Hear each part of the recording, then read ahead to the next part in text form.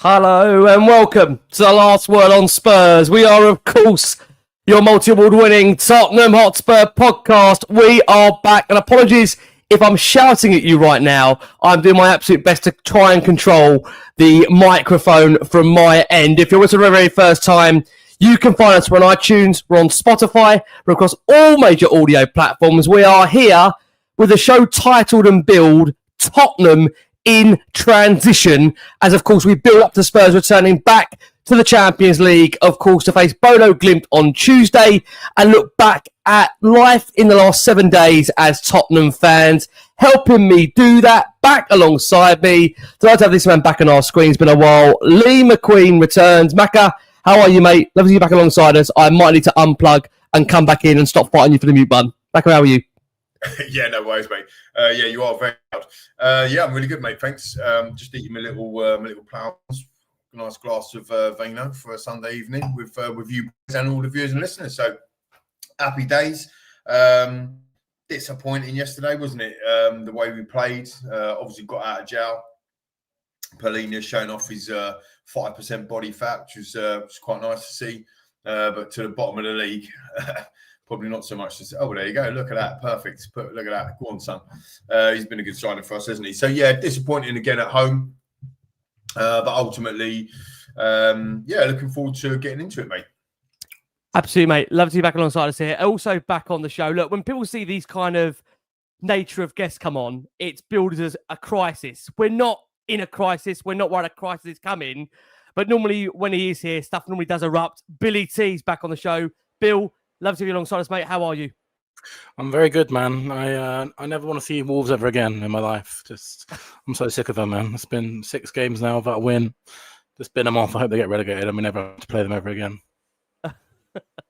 Yeah, there is that horrible nature of what it is with Wolves and Tottenham at the moment where we just can't seem to shake them off generally. Also back on the show twice in a week, we're blessed. The wonderful Ash is back from Spurs Kings TV. Ash, love to be back alongside us. We joked in the green room. I said I'm going to try and keep this fast, fluid and moving. Fast, fluid and moving. But I've got you and Lee in one panel. This is probably the biggest challenge of my life. And we're only match week 8. How are you, mate? Love to be back alongside us. Yeah, man, I'm blessed, man. You know what? They tried to ruin my weekend, and I said, no way. There's no way you lot are going to ruin my weekend. So, look, we got the job done, as Lee's already said. Billy's shown his hate for Wolverhampton, and I get it. You know what I'm saying? These pesky Wolves. But, yeah, man, listen, we move, man. And I'm sure we're going to have a great discussion today. All things Spurs. Let's go. We are indeed. We are. Ash, let's be back alongside us. And I promised this man I was going to try and give him a week off. But with the nature of Tottenham at the moment and the rumours around alleged takeovers and apparently people looking to buy the football club, I've had to call him back again. His missus must be fuming. Connor's back from leaving Nomics 1882. I've taken away from the golf. I'm so sorry. Con, love you back on us, mate. How are you? Yeah, I'm good, mate. I'm good. It's good to be back on. Good to be on with Lee, Ash, and Bill as well. And yeah, looking forward to getting into it. I need a bit of therapy after yesterday. To be honest, I travelled up to Tottenham nursing an awful hangover as well. Put myself through that, and yeah, it was a tough watch on a hangover. But yeah, good to be on, mate. I'm more worried, Con, because you've got a collar on. So I'm now thinking, God, is anything going to happen now? And why we got a collar on? But you are normally dressed very, very corporate and smart for these shows. Macca, let's start with you. Look, last week or so, there's been different feelings around where Spurs are in the project under Thomas Frank. And look, I think, that draw against Wolves to some degree kind of outlines just still a lot of hard work to do. We've played 9 competitive games so far under the Dane. We've only lost 1 of them. We've scored 17 goals in those games so far. We've conceded 6. We've got 5 clean sheets as things stands.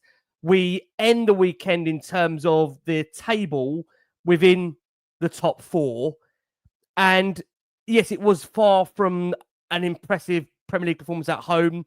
Burnley game aside, it hasn't been great. What's been your early takes of life under Thomas Frank today, Macca, for you? Good for us. When you put it into context, that we've been, like you just, statistics there, 6 goals conceded, what would you say, 16 scored, 9 games. The reality of the situation is, you can't be losing to Bournemouth and Wolves at home. Now, for those of people in the comments that are now going to come at me going, yeah, but Ange did and this, that, and other, that's what I'm saying. I don't care about Ange. I'm talking about moving forward. If we want to be a top 4 side, top 3, Daniel's not here anymore, but he come out and said, want to win the title, want to win the Champions League. You can't be losing at home to Bournemouth. And you can't be scraping a draw at home to Wolves. I mean, we were, let's have it right. We were terrible yesterday. We didn't even have a shot on target until Polina scored since the 43rd minute. So, and this is bottom of the level. It's a great finish, but this is bottom of the league, and this is inherent in Tottenham. I can't explain. Whatever shirt you put on, whatever manager we have, whatever players we have, it's just inherent. So I'm sure he will get it right. In fact, I'm excited. I'm excited for the fact that we've got such a huge dial to move. We can move the dial and we can move it relatively quickly. And it's not doom and gloom, but I'm just a little bit kind of. It's the way that we're playing. I don't know.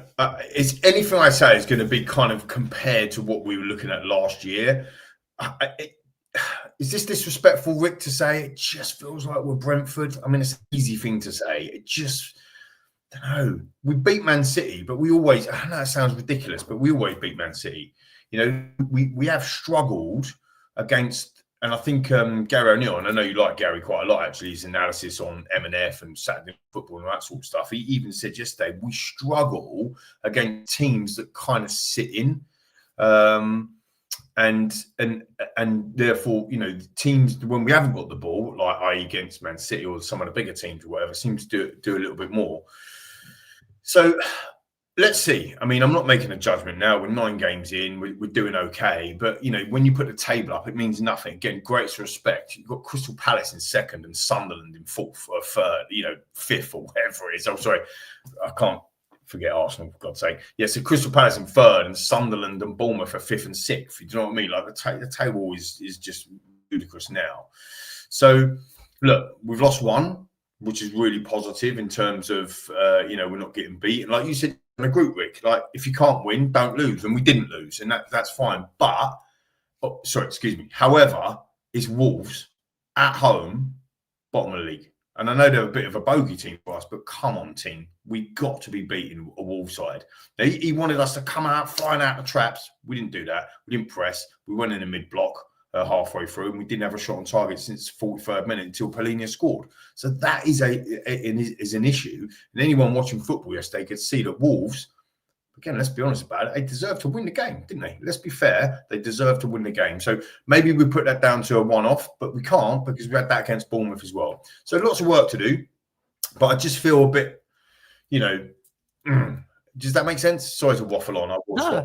No. I mean, I said that, and it's hard because I get accused also comparing. Because I go back to Pochettino to compare. I remember in his first season, Mac, and you was with me, I think, when we were doing the shows at the time, that I saw some really good things from Poch in the first season. I look back at that time, and I think we lost to Wigan and Stoke at home in that respective season.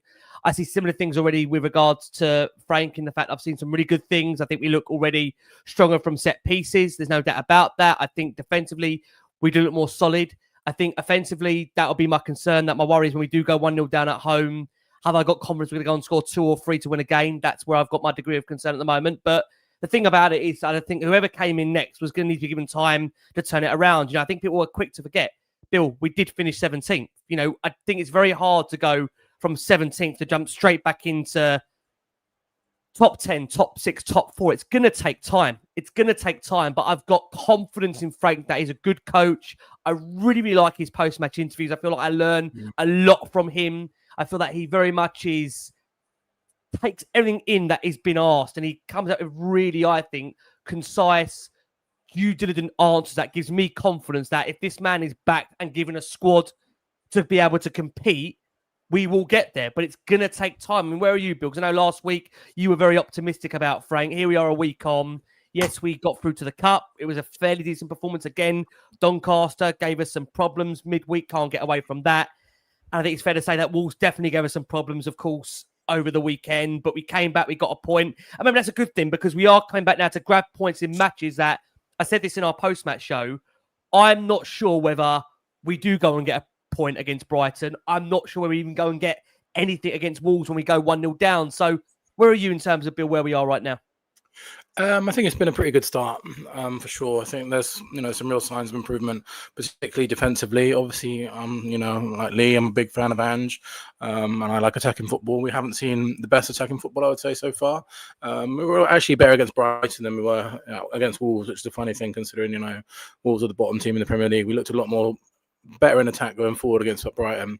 Yesterday we looked kind of really poor and a bit sluggish going forward. I think you've got to be optimistic overall though, because if you look at some of the teams that we're competing against at the moment for this, top 4, top 5 getting back in the Champions League, there's a lot of teams that are really struggling at the moment. You look at like Chelsea, not too great. Newcastle struggling a little bit. Man United, laughable at the moment. So I think we've got a really good opportunity this year to get back into that top 4, which would be a huge start for Thomas Frank. And obviously, everyone wants to win a trophy again after we had that last season. But getting back in the top 4, it's not, for me, it wasn't a realistic aim at the beginning of the season. It wasn't something I was really looking for because, that's a jump of 13 league places. But I think considering the struggles around us, we've got a really good opportunity. But I think if we're going to have to do that, we're going to need to find ways of creating chances in open play, because that's just something that we're not doing at the moment. I think our XG created from open play is really, really low. It's a bit of a worry. But I think, a big glaring problem for us. I know it's not possible to do everything in one window, but we said at the time, I remember being on with Connor, being on with you guys on deadline day, talking about the left wing spot.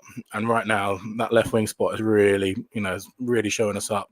And the fact that we have to put our, Xavi Simons there to play, at the detriment to our team is a real struggle at the moment. And I think, come January, hopefully we can sign a left winger, because at the moment it's just a bit of a possession black hole out there. So I think overall really positive, but and I think the door is wide open to finish in the top 4, but we have to improve in an attacking sense, I think. Ash, just bringing you in, is that maybe one of the confident things that we do come away from even seeing this weekend, that anyone can beat anyone?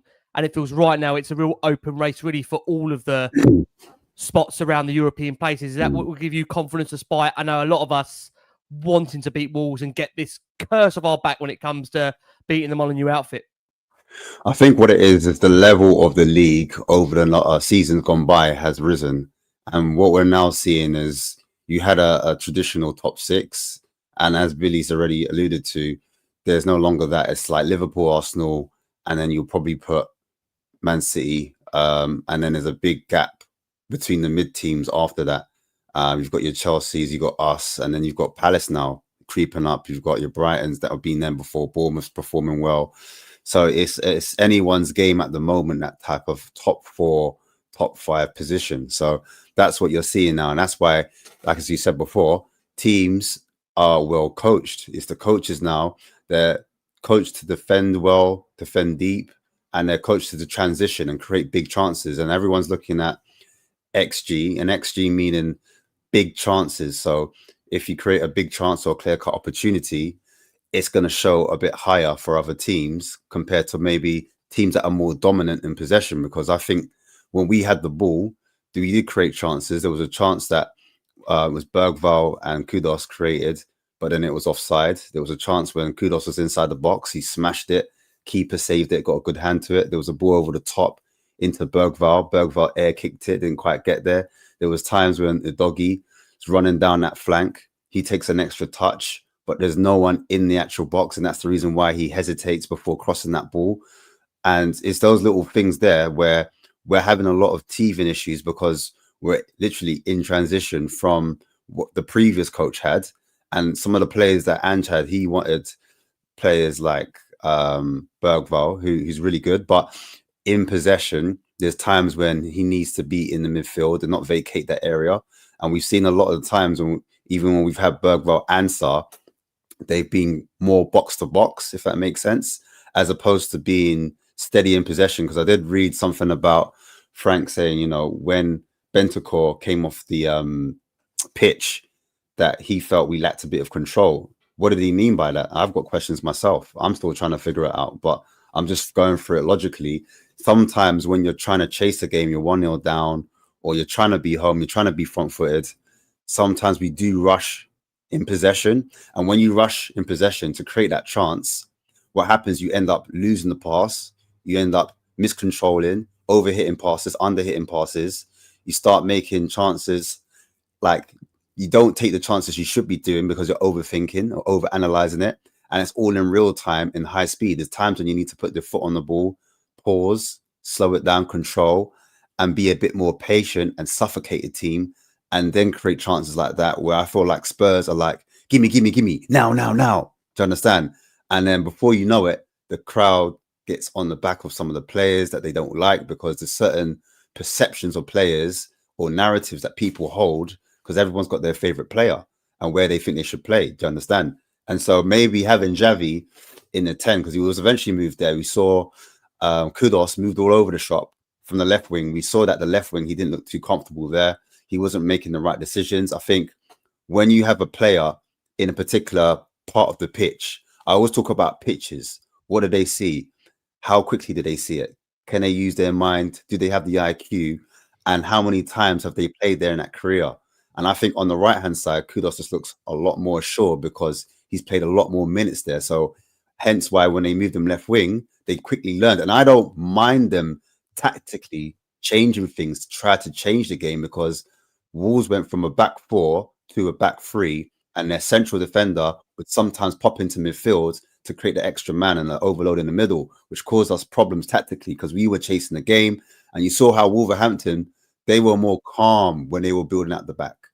Do you understand? Whereas we were like helter-skelter, trying to force it because we're chasing the game. It's just the nature of the beast, and it's just, I think, the momentum of the game as well. So that's what happens. So what they're going to do is going to go back. They're going to look at what they did, right? Because some substitutions were wrong, in my opinion, and some substitutions they got right. Do you understand? And I think what a lot of fans aren't happy with is because we went with Bentancur and Paulinho, on the face of it, it looks defensive. Do you understand? And we're at home, and we're playing the bottom of the league, and we're coming from Angeball, who is an attacking manager, and we know that, you know, Thomas Frank is a defensive or more pragmatic coach, and that's why we're going to beat him with that stick and say he was the one that cost us that game, because he picked the lineup. He decided to put Xavi Simons on the left as opposed to playing him on a 10, when we saw how well he played against Brighton versus what he did when we did play him on a 10 this game. It didn't go quite well for him. And sometimes as players, you just have stinkers. It happens. Do you understand? There's nothing you can do as a manager or a coach to circumvent that. We all know Xavi Simons has quality. Do you know what I mean? We've seen our favorite players, Kulusevski, have stinkers. Madison have stinkers. And a last point I'll make, because I am talking a lot, is when you eject 70 goals and assists out of the team, sometimes the attack might be smelly. Yeah, I mean, we can't get away from that. Con bringing you in, you know, right now, of course, Frank doesn't have the full complement of forwards available to him. Obviously, it will be Tottenham's luck, isn't it, really? They go and bring Callum Moani in, and the player, I think, has only had one injury in the last 2.5 years, arrives at Spurs with a dead leg, and that goes beyond missing one game. I mean, it's only these things seem to happen to Tottenham. Of course, Solanke... That's Andrew's fault. Also, I mean, also again, like, even with Solanke, for example, a player that we signed... even a player that we signed from Bournemouth at the time, you know, again, I don't think Solanke had any injury concerns whatsoever at Bournemouth. Put him in a Tottenham shirt, and really since the time he signed till now, he's been absolutely plagued by injuries. So I just wonder how much of it for you comes down to the lack of availability in terms of forwards. And I do know there's a concern, and we are going to bring it onto the show in terms of the home form, but also so everybody's aware out there, Spurs, in terms of what they've created in terms of their last 5 Premier League and Champions League matches. This is open play by XG for those that are interested. We created 0.56 against Wolves. We created 1.18 vs Brighton, 0.39 vs Villarreal, 0.60 versus West Ham, 0.15 versus Bournemouth. What do you make of those statistics, Colin? What have you made overall of Frank's start to life at Spurs? I think I mean, the guys have picked up a lot of good points, but there's a lot of context, right, to where we are right now. I think that, you know, without banging on about Ange, because I know everyone's bored of that conversation, but, you know, I don't think we were playing swashbuckling attacking football under Ange for the last 12 months, right? You know, the way that we won the Europa was not playing in an attacking way, and clearly in the Premier League, we weren't doing that either, and there was I think at one point we had one of the worst statistics for shots on target in the first half of games and all of this type of stuff. So it's been a long time that we haven't played, that creative, expansive football. And I think, if I'm looking at the work that Frank and his coaching team have done so far, I think it's been about, right, how do we squeeze the margins? Because we know we've taken a lot of goals out of the team, either through injury or players that have left in terms of song.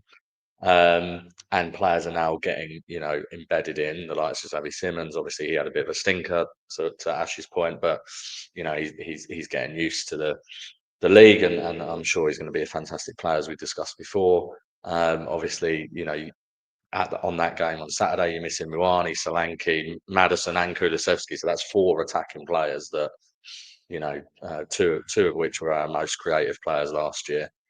And then obviously Solanke, in my view, or Muani would both be in the team ahead of Richarlison, right? So, I think there's context, and I think Frank's focus has definitely been on defensive solidity and then maximising set pieces in a way we definitely didn't in the past. And so, I fully expected that sort of open play creation would come a little bit later. Obviously, that is the biggest concern for all of us right now. I think we want to see a little bit more in terms of fluid football in open play, and I think hopefully, that's helped when we can get Simons into the 10 more regularly, and when you've got someone who can trap the ball in the 9 as well. I think the problem is Richarlison doesn't really offer someone to play off of. He can't hold the ball up. His first touch is pretty bad. So I think that makes, for Kudus, for example, when he's looking for someone to pass to at the moment, you've sort of got the number 9 who can't really do much. Simons was out mostly towards the left, and then you've got Bergvall, who isn't naturally a number 10 either, right? So that you haven't got that sort of system that is really allowing you to create loads, I don't think, at the moment. So it's going to take time. I think that piece. I think Bill is completely right, and we all discussed it, that left wing. At the moment we're seeing how that is a square peg in a round hole, and it's going to continue to be that until hopefully in January, when we can please God sign someone. But that is a big miss for me, because Odegaard and Tell, although they're young promising players, they're not it right now, and they're definitely not ready to fill that role.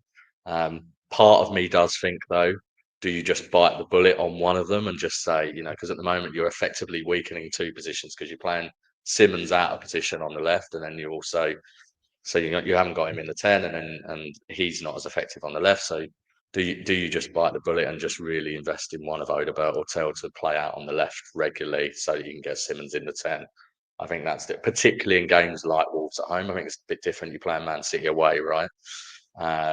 And I think for me, when you've got Bentancur and Paulinho together, I get Frank's point, because when he did change it, we did lose actually a bit of structure. But for me, they're both way too conservative in their passing. I was saying to my dad, I was obviously at the game, and I was saying, look, watch what Romero does as a centre back. He's punching those passes through the lines consistently in that first half. Paulinho and Bentancur just can't do that. Bergvall is not a progressive passer from deep either. His best attribute is carrying the ball. So something's a little bit broken in terms of that midfield. But yeah, I think, look, and the final point I'd make is, I think Bill said it, we're watching what Arsenal and Liverpool are doing as well, right? Obviously, because we naturally do that. And they are just way further advanced, right, in terms of where they are right now. All of the teams that are battling for us for that sort of European place, hopefully it goes down to 5th again. They are inconsistent as well, right? Our fans had a meltdown about drawing with Brighton last week away from home. Chelsea lost them 3-1 at home this weekend just gone. And again, I would argue Chelsea are further in their sort of process than we are. So yeah, I think there's context, but certainly, a lot for the team to work on. But for me, Frank is, a proper coach, and I'm sure he'll work it out. I don't think, Brentford didn't struggle to score goals last season, and that was at Brentford, right? So I'm sure we'll get there. Yeah, and I think also I'll bring up is that the nature of forwards that he had at Brentford, you could argue, probably were a higher level than what Tottenham have got right now. And maybe people won't like that, but I think that could be a case you have to look into. Maka, one thing we also do need to address is Spurs' home form, kind of where that is right now. Before I do say that, It's not the same as in Europe, because in European competition, Spurs have not lost in 21 matches at home, winning 17 of those. Yet in the Premier League, Tottenham have won just 3 of their past 17 matches, which is simply unacceptable. It isn't good enough. And, you have to go back to November 2024. Those 3 home league wins, Man United, Southampton, and Burnley. So our last 17 home Premier League matches read 1-3, drawn 4, lost 10, scored 24. For someone that I speak to that is a regular, of course, that seems to get older at the stadium, you've spoken a lot about in the past about us needing to create a fortress there, Maka. How can we do that? Because THFC Flags, credit to them, they are trying to evolve, change the vibrancy when it comes to the stadium, but they can't do everything. And I feel at times wrong to criticise home supporters when, look, I don't want to be disingenuous. I don't go there every single week because of my commitments with the podcast. I'm having 2 very young children. You likewise, home-wise, do go. So does Bill. So does Connor. Ash, if I like me, dip in and out as well. Where are you, Lee, in terms of that home stadium being a fortress? Because that stat I read out there is utterly horrendous, isn't it? It's utterly horrendous, Maka, to bring you in and get you to unmute. Yeah, it is horrendous. And, you talk about, the Daniel Levy legacy of building a stadium, best stadium in the world, amazing. We all enjoy going there on match days when it's good. When it's bad, it can be really freaking bad. I mean, Connor, you were there yesterday. I was watching through the screen because I didn't actually go yesterday. But I mean, I didn't feel the atmosphere at all. It was flat. It was hard, and it transforms onto the pitch. It's the age-old thing, isn't it? You can't fake an atmosphere. It's got to be organic. Crackers talks very passionate about that all the time on this very show. Players need to create something so that we can get going as a crowd. But then the crowd need to create something so that the players can get going as well. There was 3 or 4 times during yesterday's game, Birdvale was doing it, and I think Poro was doing it as well when he came on. They're trying to G the crowd up. Do you know what I mean? Like trying to get them to engage into drive, because they were saying, hey, we need something. I think it's very difficult. Lots of different factors. I don't think it's just one thing. I think that we've priced the Champions League way above what it needs to be. I mean, that is just absolutely ridiculous. The Doncaster game again, is still probably overpriced. Get kids in there for a £5. You know what I mean? Just get the damn thing full. So you've got more of an atmosphere. The Champions League, like I say, is, you can't have empty seats at the Champions League. Like what is happening here? So there's a lot going on. I think there's, I'm not saying this rudely. I actually enjoy it, but there's Son is a global, certainly an Asian superstar and a global superstar, and he's obviously left the club. And there's a lot of fans that support Son, not just Tottenham Hotspur. So that we've probably lost an element of that as well. In terms of the ticket exchanges, I think the key thing is the atmosphere. I mean, and again, THFC Flags. I remember this is probably a couple of years ago. I remember talking to you about them right at the beginning when they started to kick off, and we promoted them a bit on the show, and they've done amazing, absolutely amazing. But it has to be an organic thing. People have to want to sing. People have to want to go there and get behind the team. I find, look, I'm going to say how I see it. This is how I feel. I sit in the South Stand, 252. I think there's a lot of people that like to moan in the stadium. There's a lot of Tottenham fans that like to moan. And until that changes, nothing changes. Because if you want to go there and moan about, a misplaced pass by Brennan or this or that or this, there's 2 people in the world, right? You're a moaner, or you're an optimist, or you're a pessimist, right? And the reality is, as a Spurs fan, like people say this in the comments, yeah, but as a Spurs fan, like we're always pessimistic. Yeah, fine. But when that transforms into the stands, and you're seeing football that you can't enjoy, this is via Ange last season, as you pointed out, and also no one sat in that game yesterday and enjoyed that from a Tottenham perspective. Let's be clear. No one was going, yeah, that's amazing. Like, you might have liked the strike, like Paulina certainly did, didn't he, with his 0% body fat or whatever. But the reality is that, you know, the team has to do something to get the fans up for it, and the fans have to do something. We're very, very good at a massive game. That's the problem. You know, we don't see Wolves as a massive game. Bill said it earlier, that's 6 times now. We ain't even beat them. This should be a massive game. The next time we play Wolves, it should be a massive game because we need to beat these Wolverhampton Wanderers. My dad's a Wolves fan, by the way. I think most people know that, but that's a Wolves fan. It's giving me absolute banter on the text. Like, what are you doing, Dad? So, you know, you have to look at these games. And I think, to be fair to Thomas Frank, he said this, that the crowd is going to play a massive part in what we do. He said that before and we didn't. Yeah. I wasn't there, but I'm not critical. I go there every time. And we didn't play a part. It's very, very hard. Very hard. We've all been there, lads and viewers and listeners. Very hard to start singing when everyone's just like, yeah, really? You know, I feel for the likes of James and Tim. They got to sing after the game. You know, do you know what I mean? Like, they got to get on their guitars and go and sing all the songs and get people up for it. You just think that I think it is a transition. We are in transition. Like Jordan says, we just need to have fun. We just need to look at it and have fun, and it's very, very difficult to do. I'll stop in 1 sec, right? But I have to say this. I have to get this off my chest. We won. Excuse my language, right? We passed the watershed. We won a fucking European trophy last year. We won a European trophy last year, and I feel like, as being part of the Last One on Spurs panel, very good place with like all of you, like, you know, a season to go at Spurs. I feel like we've forgotten.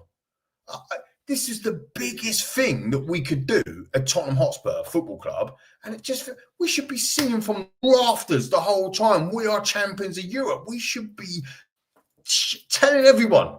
But we're not. We're embarrassed by it. Oh, that was last year. No, we are still the European champions, the Europa League champions, and we should be singing from the rooftops for that. The thing is, you can't engineer it, Rick, can you? You understand? You can't engineer it. You just can't go with that organic piece. I don't know what the answer is, man. I really don't. But what I do know is Vinay coming in is very much around the fans piece. THFC Flag's done a wonderful job. You know, Change for Top done a wonderful job. Obviously, Daniel Levy's not there anymore. That we will see. You know, I think it was Bodø. I know we got them obviously in Champions League. When we went away to Bodø, Vinay was the one that put all the scarves out everywhere, right? And remember, everyone got on a scarf, and so they are encouraging that stuff. So let's see. I don't know the answer. It'd be lovely to hear somebody else talk. Waffle and Frages, but I don't know. I don't know the answer, but it is frustrating. It is very, very frustrating because a home crowd, a fortress, is what you said right at the beginning of my waffle. Yeah, we are far, far, far away from that. People need to come into that stadium thinking, shit, I do not want to go there. And they're not. They're rocking up, having a right old nice time with the pints in the away end, like filling up from the bottom of the glass. They're like, hey, 3,000 away fans every game. They're like loving it. And you know what I mean? The players thinking, wow, look at these amazing changing rooms. Don't get this in a cold night in Stoke, down the road in North London. They're Stoke, aren't they? So, you know, at the end of the day, it's kind of like maybe we're treating our away fans and we're treating our away teams too much as guests. Come to our hotel, come into our guests. Maybe we should be putting them off there and giving them some shitty cold water and shitty showers back in the day. You know, it's a tricky one. I'll come over to Bill, fellow season ticket holder. Bill, look, we, as you know, and you've campaigned against us as well, we pay some of the highest ticket prices in Europe. And like Lee says, when the football isn't great, that also adds to that element of frustration, right? But it comes back to that kind of age-old question.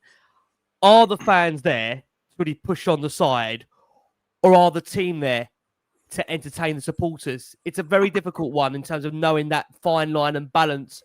Where do you see it for you personally, as someone that goes there every other week, as a season ticket holder? Where are you on that fine line? I think, you know, you'll get certain fans that have opposite ends of that spectrum. Personally, I'm always about the believe that fans generate the atmosphere. But on the flip side, I would say if a fan is paying, record ticket prices, they should be able to do what they want. So I'm not going to tell other people to do that. What I would say is there should be a concerted effort from the club to put fans that want to generate an atmosphere together, and have approaches of working with fan-led organisations like Return of the Shelf, to make sure that anyone that wants to sing is put in a singing section together to generate some atmosphere, and the club do more to help that happen, on a regular basis. They've made some good strides lately, like changing a couple of the songs, the trumpet at the beginning to get fans singing, Can't Smile Without You at the beginning. They are working a bit more with THFC flags. I think the next thing that they would need to do to make it even better is a singing section in the ground, or safe standing, something like that. They have to do more to generate atmosphere. I believe from what I know from people at the Fab, that it's a major priority for the club this season to generate more atmosphere, to generate better atmosphere. I think I'm right in saying that anyway. But they need to work more with fans to do that. I think that's the best way. You will, of course, you'll get some fans that pay the top price. They just want to sit there and watch the game. That's fine. They're entitled to do that. But those that want to make noise, they need to put them together and have concerted effort to do it more. It's interesting, Ash. One thing that Polina picked up on during the game, he actually said this in his post-match interview to Sky, I believe, at the time, was that the fans, I think he says the fans must play their part, and he admits there's an unease that transfers to the players when they're on the field. Now, my frustration with that is these players are all very well highly paid, right? I mean, I would like to think that they're able to cope mentally with regards to what's going on the field and not have that as a distraction in terms of what is happening in the stands. Do you share, can you understand what Polina is saying there with regards to the fact that what is happening in the stands translates down to the players? Or do you feel as players they should be able to mentally block that out their system and focus solely on winning the game and obviously playing a more progressive brand of football? Where are you, Ash, in terms of that barometer? We often as fans dehumanize the players because they are paid a certain wage, and we think because they're professionals that they're not human, just like us. They do get affected by emotions. You can, like I said at the start of the show, players have bad games, things do affect them. And maybe when they're away, they don't have that same type of pressure.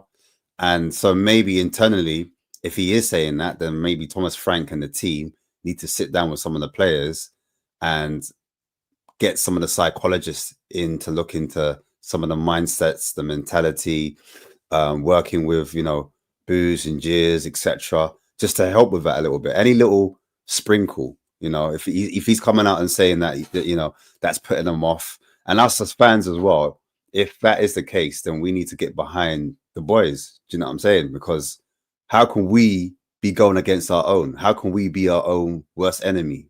It's like, it doesn't make make it make sense. So we as fans do have a duty, in my opinion. But at the same time, I do hear what other fans are saying. They need to make us cheer for someone. They need to make us cheer in order for them to play well. And at the same time, I think if they get a left winger, that might just sort that out.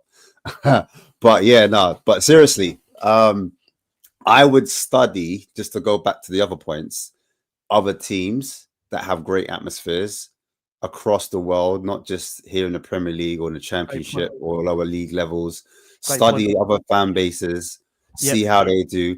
I know the mentality of a lot of Spurs fans is that we are a Big Six club. So, but then the reality of it is, where are we in terms of where are we actually? When we finished 17th, we often forget that. Yes, we are European champions, or Europa League champions, sorry, but in the league, we didn't finish as high up as many fans think we actually should be. Do you understand? So it's that fine line, it's fine margins, it's the mentality, it's the ego of the fan, and it's the ego of the player, it's the ego of, it's a whole mishmash of things, Ricky, in my opinion. I would personally agree with Billy. I was going to say that as well. Get a focus group, say to fans, say, look, put them a t-shirt, say, listen, you're part of the, get hype crew. Anytime we lose the ball, start getting mad, start going crazy, start shouting for them. So I'm on that train. And then also, I like the sound of a drum, I know we got the trumpet, but a drum, like a doom, boom, make it like a fortress, just something like intimidating. I'm just throwing ideas out there. Not everyone will agree with it, but I'm just thinking like that could just get the opposition nervous. That could get us back up along with the songs. It's just another like element we could throw into. I think trying to improve. But look, it's what we're wearing as well, Ash, as well. It's what we're wearing as well. I'm not saying that we all have to wear like, you know, the colours and whatever, but you know, when you're on a Champions League night or whatever, when they say, oh, wear something white, right? Because it's Tottenham. It looks massively different. Yellow wall. Like you don't see like people in navy jackets, do you? In Borussia Dortmund, you don't see them in navy puffers, like which, you know, or black puffers or whatever it is. Like I'm not criticising the people that wear them. I wear them as well, team. Like just so you know. But the reality is, it's like it's that everyone together. Like what you just said, that whole ego thing. Everyone together, the tribe, the making it happen. That South Stand is incredible. If everybody in that South Stand just wore the same colour, like the Spurs colours or whatever, and then we have the THFC flag, we have the drum. I agree with you on the drum. Didn't we have a drummer? Like what happened to the drummer? Like, but also, Lee, I want to say, like, we started the first half attacking the South End. The second half, we didn't. They flipped us, didn't they? They flipped us. They never. Whenever that happens, I'd like to get. I don't know if you've got a stat, Rick, but whenever we flipped, man, we never win a game. So I'm like, do we need to address that? Is there something we can do? Also, we've got the social media handle for Tottenham Hotspurs, you know, Spurs official. There's a social media handle. Could they put out what do you call it? Not a graph, a poll. Could they put out a poll and ask the fans here, like, what could we do better to help you guys become more, you know, get behind the players? There's some suggestions, you know what I'm saying? So then they can get feedback and then they could probably implement that. Some brainstorming, just thinking outside the box. Do you know what I mean? So those little things, I think, would help to improve home form. But I definitely agree with Lee, because I think Champions League nights, when we have all white wall compared to an everyday Premier League game, we're not quite seeing the same level and we're not seeing the same energy. Also, I like what Newcastle do. They put their away fans in the heavens. That's what we should do. Yeah, this is what I'm saying. Like what I was saying earlier, just quickly before we bring Connor in, we treat our away fans and everyone that comes to the stadium like, oh, come into our 5-star luxury. Like we should be like giving them cold showers and like dodgy massage tables and shit. Like back in the old days, man. Let's ruin them. Like they come out in the second half, they're like, oh, we couldn't get a massage. Of course you could have. Bang, 2-0. Let's go. Con, let me bring you in. I want to go back to Billy because I know Billy's been unmuted a few times. Bill, I think wants to also come back in on this point. Con, we'll go to you. I know there's a lot of people that also feel the frustration around the fact of how much football's also changed in regards to VAR decisions and the game now being stopped because just the way the modern day football is now played. How much does that play a part in it? Or do you look at the fact, I look at Newcastle, I know that they didn't get the result this weekend, but their atmosphere there that they generate, I look at Newcastle as now being a real hostile ground to go to. Like, you know, you're going to have to fight for every ball if you're going to get a result up there, right? It's just one of the most toughest grounds to go to. I also similar to someone like Crystal Palace, who, to be fair to Palace, they're on an unbelievable unbeaten run under Oliver Glasner. They have got the ultras there, of course, at Selhurst Park. I think everyone knows HLTCO really well on X, and he spoke a lot about the intimidating atmosphere there is there at Palace.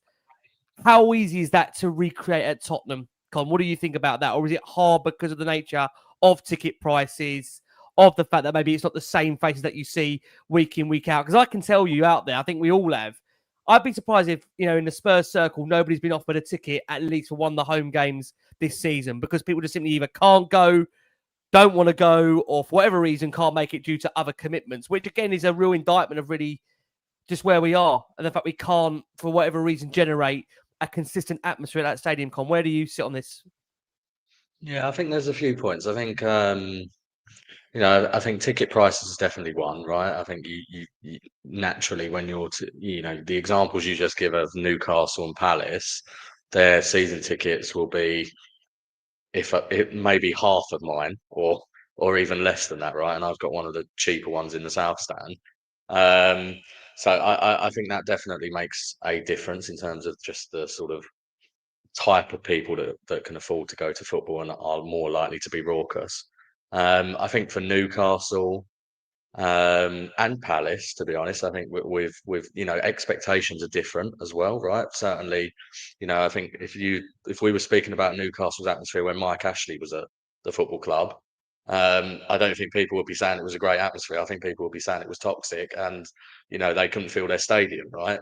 And they're a one city club, so there's you got to think of all of this context all the time. We've unfortunately, since we've moved into the new stadium, Tottenham has generally been on a bit of a decline, right, from the Poch days. So, I think we experienced that fantastic Poch, winning every week at home. That last season in White Hart Lane, we didn't lose a game. And so there's a bit of context around the football. I mean, what I would say, having gone yesterday, when I went into the South Stand concourse just before the game, before I went to my seat, it was absolutely buzzing. It was, there was a huge amount of singing. You had I think the Return of the Shelf guys had organised like a meet just outside Block 253. Everyone was singing. And so then you question, okay, so why hasn't that carried through from the concourse to the pitch? It's probably because the performance wasn't there, right? So there is a bit of that chicken and egg thing around. You need to have something to feel like you can get behind, as well as obviously generate that yourself. But yeah, I mean, look, I think it's the way that modern football's gone, to be honest, at the top level, where more tourists are attracted, probably, who are less likely to know some of the songs, and just naturally. And then that's not to criticise tourists that come to football. I mean, I met one yesterday that I know very well. He's a fan of the show. And he's travelled over from Arizona, and he's a great guy, and tourists, it's great that they get to experience the Premier League. But certainly those types of things have an impact. I think I would also say though, and there's a lot of nostalgia about the old stadium, right? Because naturally, we only remember the good days at the old White Hart Lane when the atmosphere was buzzing, and it was a great football stadium in terms of getting that buzz at times. But I remember plenty of times there was a lot of bad games. Yeah, agreed. And we had 17,000 there, and the atmosphere was dead. Or you're playing Wigan at home, and naturally those games are harder to get up for. Yep.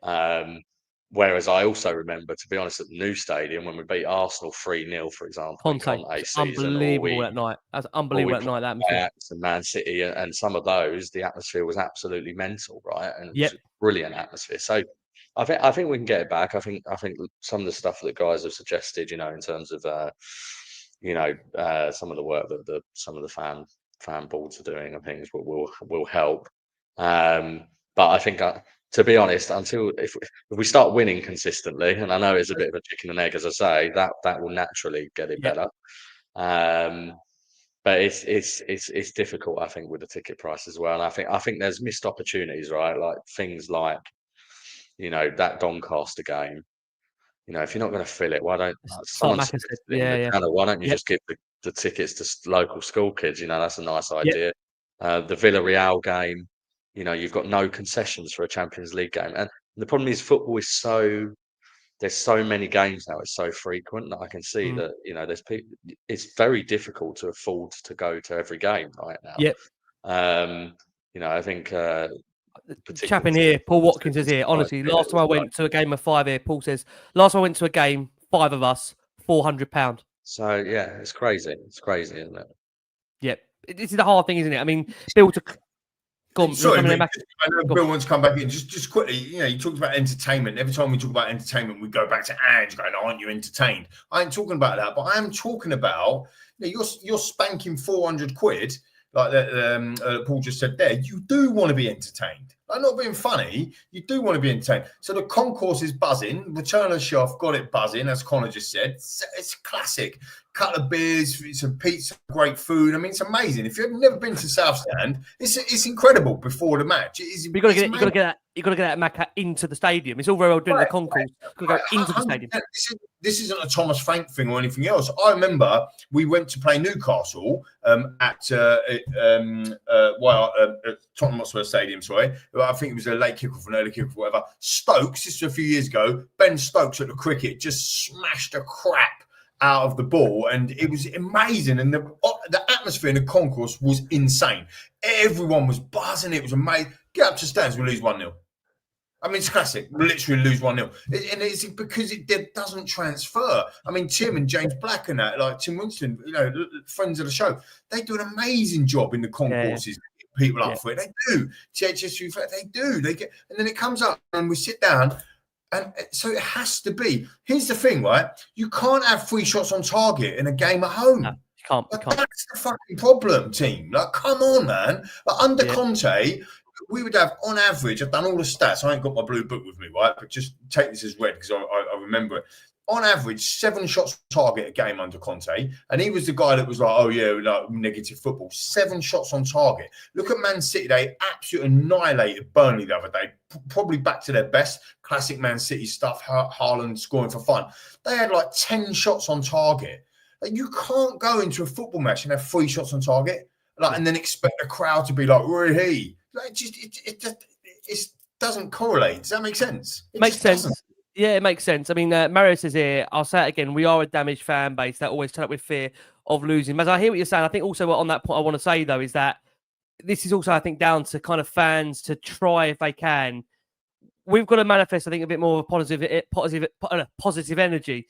And Bill, forgive me, because I don't know if you was one that might have been pushing this around social media, which might really be a difficult conversation. But I saw us doing the rounds on the eve of the Wolves game. Spurs are at home and can go up to second, 2 points off top, with a win against bottom of the table Wolves, who are yet to pick up a point all season. I've never been less confident in my life. Now, the thing is, that gets pushed around the fan base. And we all laugh and joke and retweet that because we think it's funny. But I also think, like, from a manifestation perspective and just kind of positivity perspective, we all laugh at you. That's typical Tottenham. But how much does that also influence or impact the fans? Because I was at, Adam Hotspur really well. I was at the game with him, the Bournemouth game. We sat together. As soon as we went 1-0 down, the whole place was so flat. It was like people were expecting us to just not get back into the game. And that's what worries me. And again, it does go back to partly of the last 18 months where the home form has been nowhere near good enough. Is it purely, Bill, also results that will help us drive this change around the atmosphere of the stadium? Or will it be a combination of all the things you've said, the fan groups, trying to get something going in terms of the scene section? Is it going to be a combination, Bill, that changes this? I don't think it's necessarily results. I think it's about ambition. We speak a lot about, we joke all the time, self-deprecating fan base. I'm certainly guilty of it myself, thinking, Wolves have lost the first 5 games. Now we play them, Dr. Tottenham, all that kind of stuff feeds into it. But, we've had 25 years of being sort of, criminally underfunded by our, and in terms of ambition from our ownership. We've had 25 years of 17 years of that with a trophy drought. So that's going to take some time to undo. And the way that we can undo it is just by having an ambitious ownership moving forward and creating a football team with ambitions to win trophies. And I think if that comes, then the fans will be excited about going to games. Buy star players. Fans get excited about going to games. They hype before the game. Show ambition that you actually want to, we're not a business, we're a football club. Prove that as owners, and then the fans will start being football fans. I think we're treated like customers a lot over the last 25 years, not football fans. So it's no wonder why we're not doing our part in creating an atmosphere, because we're treated like customers. And the intention of the board over the last 25 years to create customers, not fans. So that's going to take some undoing, but it is possible now. Hopefully, we're stepping into a new era. And that's what's going to happen, hopefully. Hopefully we'll see some ambition, we'll see some change in direction. But they have to work with fans for it to happen. They have to, the 2 clubs that you mentioned there, Crystal Palace, Newcastle, they've got the Holmesdale Ultras and the Crystal Palace, War Flags, Newcastle. Absolutely incredible the work they do. I really suggest anyone to see what is possible for a club of our size. Research War Flags, WRO flags. It's insane the amount of. They're just a fan organisation, but the club work with them to put on the most insane displays you've ever seen. So it's possible, but we need a change in ownership. We need a change of direction. They have to put the fans first because the last 25 years we've been treated like customers, not fans. Okay, with some really interesting points. That's where we actually are going to go to next in terms of the ownership, because it's been a week really which has been dominated once again by alleged potential bids that have come in. So we'll be bringing you up to date on that next. We are going to go for our first break of the show. And for our listeners that are on audio, we've just got over 5,500 you that are watching us live. As always, thank you ever so much for your incredible support for Last Word on Spurs. For a 4th year in a row, we're delighted to say Last Word on Spurs are once again finalists for the upcoming Football Content Awards. You can help us bring another trophy home. Last one, Spurs nominated in Best Podcast in Premier League and Best in Social Creators, along with a wonderful guests that make the show what it is. You amazing audience the last 7-8 years have always made this show what it is. So we want to say a massive thank you to you out there and ask you to give us one last push over the line. If you can hit that QR code for those that are watching the show live or on the rerun, on the playback, and give us a vote in those respective categories, that would be greatly appreciated. We're also working very closely with Ben and Sim over at We Are Tottenham TV. They are in the nomination category of Best Club Content Creators. Please give them a vote as well. Keep liking, keep subscribing to the show. Let's bring you up to date on what we've heard in this last week at Tottenham from friend of the show, Martin Lipton, who gives us the latest on takeover talks around Spurs. And then we'll get into the panel's thoughts on where we are of takeover right now at Tottenham. The departure of Daniel Levy from Tottenham was enough to get plenty of Spurs fans excited.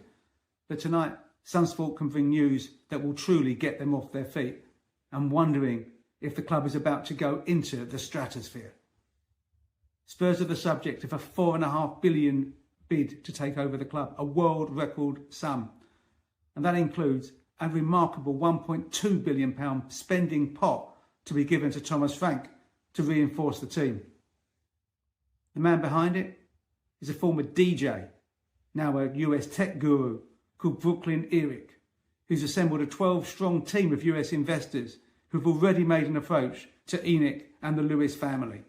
Their ambition is simple: to turn Tottenham into a global powerhouse, to spend money, to transform the club, to turn Tottenham into a winning machine. For Spurs fans, it will feel already pretty much like a dream come true if it happens. The chance to not only take on Arsenal and Chelsea in London, but compete on a financial footing with everybody else, not just in the Premier League, but across the world of football. It would be a dramatic move, no question, one that would transform Tottenham and perhaps have the same impact as the Abramovich or Abu Dhabi takeovers.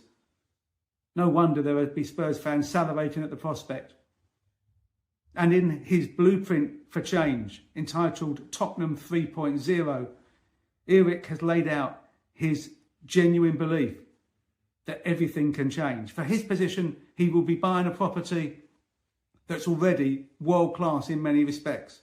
The stadium we all know about, the training ground, the commercial opportunities already in place. Plus, of course, the fact that with Tottenham's historically low wages to revenue spend of only 43% of their 600 million income going on wages, there's a capacity to spend a huge amount more without having any problems meeting financial rules, whether that be Premier League PSR or UEFA squad cost ratio requirements.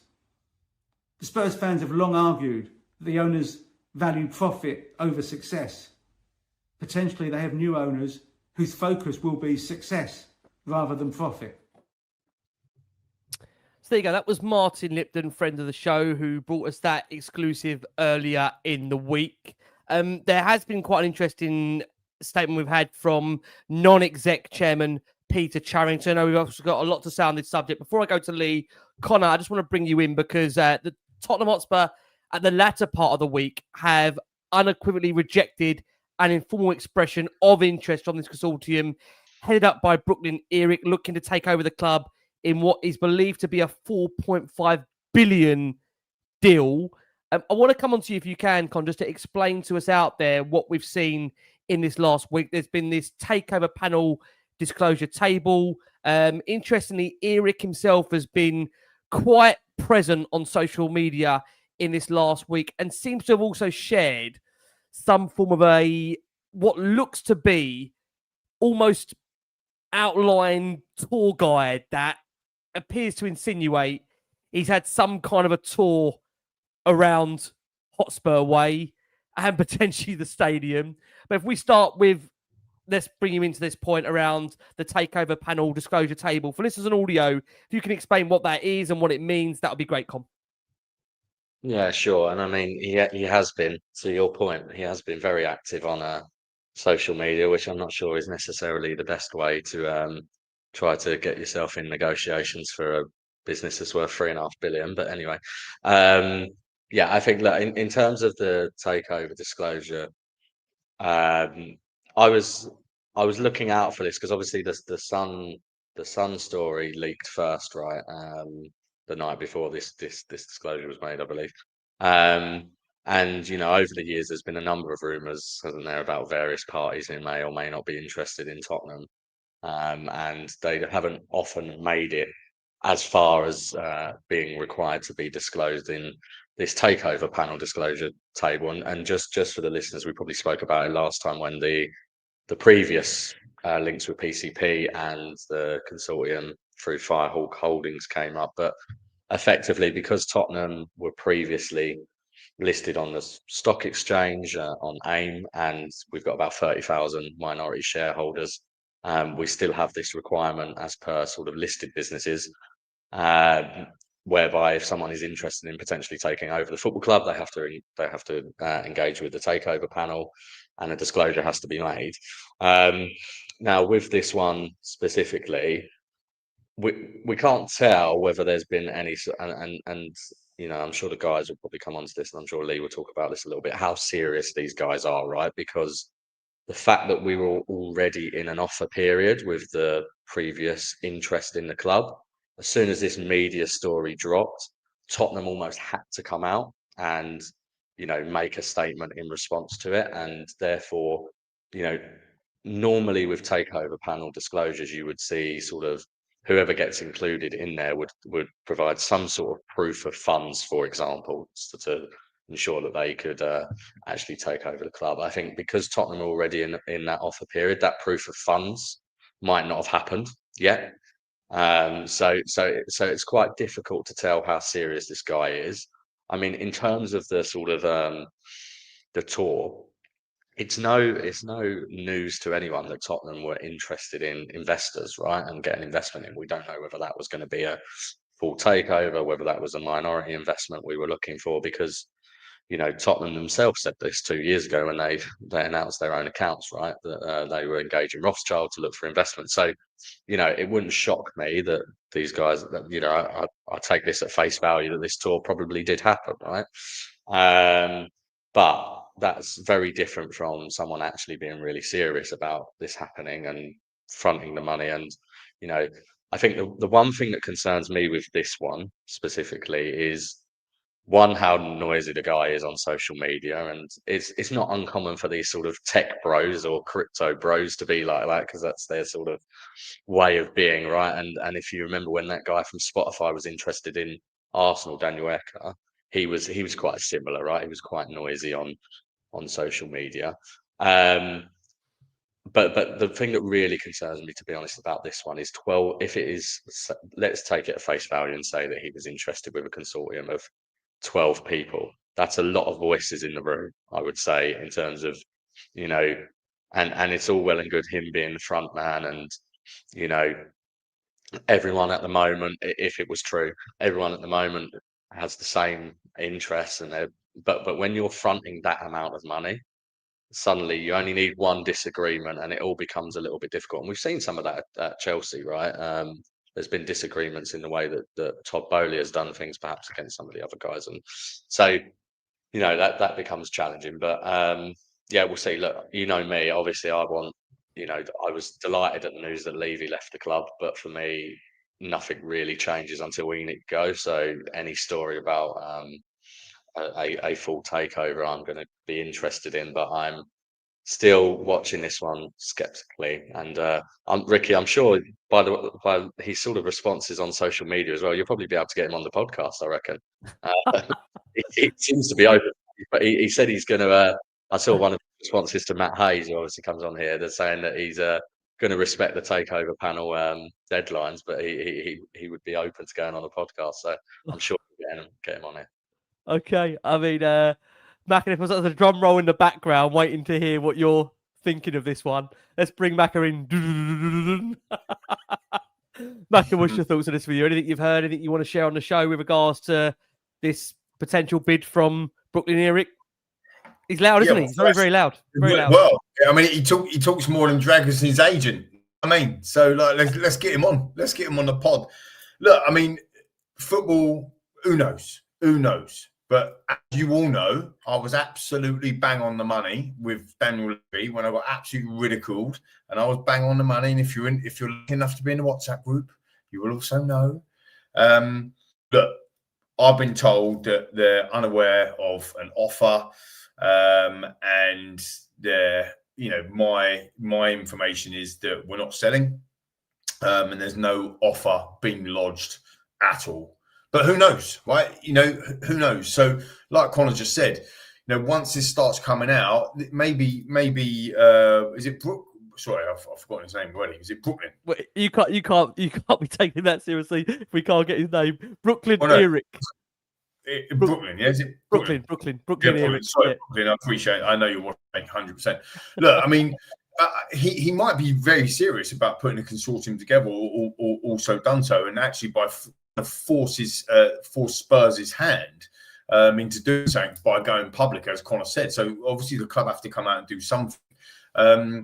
But that's my information. And look, it might be completely wrong. Who knows, right? But at the end of the day, and it might change, money talks, isn't it? At the end of the day, I mean, I'll look at it in very, we got Levonomics on here, right? You got to change your name now, Connor. But we got Connor on here, so we talk about the numbers. But I just do basic numbers. For somebody to come in, a consultant to come in and invest 4.5 billion, and then have a 1 billion or 1.2 billion war chest, let's call it that, Ricky, a war chest or whatever it might be. That's a huge amount of capital. And, at what point are they going to get a return back on that? Is that in 20 years' time, 25 years' time? Is it 5 years' time? The way football's going, who knows? I mean, there's cleverer people like Brooklyn and whatever else than me, for sure, that are looking at it. All I can tell you is that that's what my information is. I got that information on Friday. It's now Sunday, so it's it's hot off the press essentially on that. So now I'm not saying that Martin, friend of the show, and I love we love Martin, right? Of course. I'm not saying that information is wrong. I'm not saying I'm right. I'm just saying that that's the information that I've got. Yeah. And also as well, just to point, I love Connor, but just a point I'd slightly disagree with. The whole Enoch piece and Daniel Levy piece, I know for a fact, and everyone knows now, but that there was a massive boardroom struggle at Tottenham Hotspur Football Club. And, Daniel moving on or being moved on, let's be fair, with Donna Cullen and everybody else that moved in there, and Peter Charrington coming in and Vinay coming in, and, the Lewis family taking much more of a, what shall we say, interest and controlled interest in where as a football club. I think that's exciting. The new regime appointed Thomas Frank. The new regime have put the funds in place to have a busy, although as Bill said right at the beginning, our left wing situation. But we were in for Savinha, and we were there or thereabouts with him. Put it this way, I think we're going to own January transfer window. That's what I would say. That's what my information is, that we're going to own the January transfer window. So let's see. You're going to love that, Rick. Suddenly, Billy's smiling. Yeah. Before go on, Bill, I'll let you come in on this point. You're going to Jason watching this, that's why. Jason's got back to the golf. I think he's got back to underwater volleyball somewhere. Before I do bring Bill in, I'm just going to quickly go to Ash on this. Ash, quite interestingly, Thomas Frank said on Friday's embargoed section, he's met with the Lewis family. He's got 120% faith, or they've got 120% faith. They are committed to Tottenham. I think I asked you this on Friday. Anything change in your mind, Ash, on that since our last discussion? No. I'll just double down on it. I think that they're trying to massively do a rebrand at the moment, from what I can see. And I think they're trying to put out early noises that they are serious, and they're going to be investing with that 100 million loan that's coming as well. And it'll be very interesting to see how they vision the club from here on further on, because the actual investors that are coming in, or that have tried to look at the club, they're quoting saying that, we're going to be spending big. So then equally, that's putting pressure on Enoch to say, look, how much are you going to spend? Because these other investors, they're saying they're going to put X amount of money into the club and they're going to spend this amount on wages and this amount on players.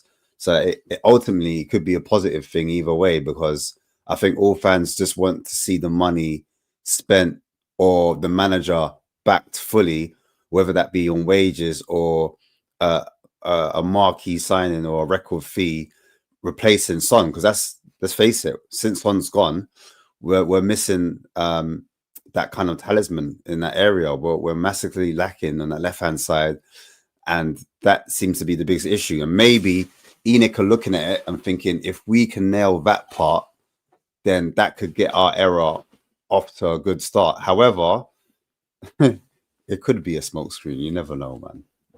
It could be a smokescreen. You just don't know, do you? I mean, you're right, Ash. You just don't know. I mean, Bill, I need to bring you in because, again, there's been some very interesting news around, obviously, of course, the takeover. We'll get your thoughts on that. But I also want to get your thoughts around this. I have to also be careful the way I word this for my own sake, that I don't get collared up or felt up. It might sound a bit weird. But The Athletic put an article out. Go. Hang on. You can't just move on flat. You're going to get felt up, Rick. Here we go. I said allegedly, I might get felt up. Not that I am getting felt up. That could be a completely different kind of show. This shouldn't be broadcast for if that's the case.